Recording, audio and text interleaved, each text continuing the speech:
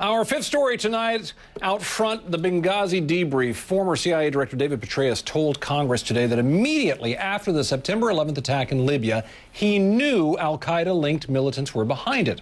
According to Republican Congressman Peter King, Petraeus' testimony today differed from what the Obama administration officials told the American people in the days following the incident.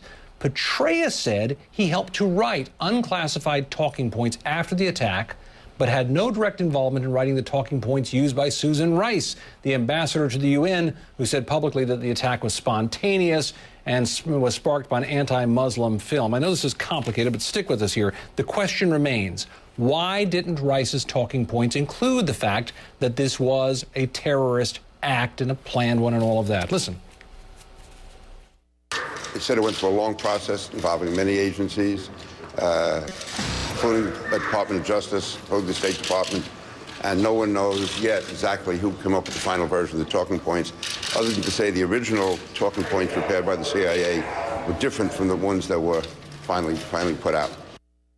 National Security Council spokesman Tommy Vietor tells CNN Rice's talking points were produced by the intelligence community and that, quote, the White House and State Department offered one edit, changing consulate to diplomatic facility for accuracy. Congressman Adam Schiff is a Democrat on the House Intelligence Committee, and he was in the Petraeus hearing today. I'm glad you've joined us this evening. What do you make of all this? You know, Republicans are saying there was some kind of political shenanigans going on. You've heard more of the testimony than we have. What do you think? There's never been any evidence to back that up. It was clear that the intelligence community at the outset got it wrong.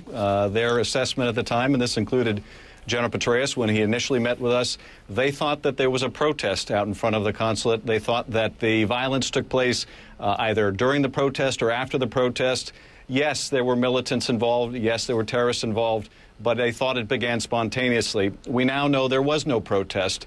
But it's certainly not accurate to say or suggest, as some of my colleagues have, that the White House was trying to politicize this. Hold on a second. You say we now know there was no protest. How long do you think it took us to know there was no protest? How long do you think it took for us to know there was no protest? Well, I think probably the best evidence that we got was when we finally obtained the video evidence, and that took some time. Even then, well, you know, that took, I think, probably at least a week to 10 days. Oh, okay. So let's say it took 10 days. Let's say it took 10 days. 14 days after the event, President Obama was on The View, and he was still using the word mob as if to suggest somehow there was a crowd. That's why Republicans are all upset about this. And they may be right or wrong, but I think you have to admit they have some reason to be a little either confused or irritated that this mythology kept going out there when the facts seemed to say otherwise. Well, the DNI clapper did issue a statement expressing basically that they had gotten it wrong in the initial assessment, that there wasn't a protest. But there are a lot of conflicting intelligence reports about, even now, about whether there was a protest there, about what the motivations were, and were they motivated about retaliation for the death of one of their leaders? Was it related to 9/11? Was it related to Cairo? Was it related to the video? And I think probably the truth of the matter is there were a great many people involved in this attack, and some were motivated by all of the above. But the idea... Oh, hold on a second, Congressman. Yes. Hold on a second. That sounds like you're going back to the line that somehow this was a protest. And now, you've already said the intelligence community said they got it wrong. This was not a protest. I am not saying this was a planned attack on 9/11 on a U.S. diplomat.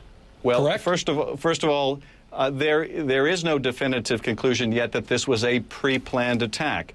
And that is one of the key issues, not whether we call it terrorism or extremism. Clearly, it's a terrorist act when you're firing mortars and RPGs. The real question was, how much was this planned in advance and who was responsible? The intelligence community didn't know that when they first addressed us. We are still trying to get to the bottom of the degree to which it was pre-planned and whether we should have seen any of this coming. But to suggest, as some have, that there was a deliberate effort to manipulate the intelligence or mischaracterize it simply isn't the case. And what the general said today was the changes that were made in the multi-agency process of coming up with those talking points, they were changed in order to protect classified sources of information. And the general made it clear there was no interference from the White House.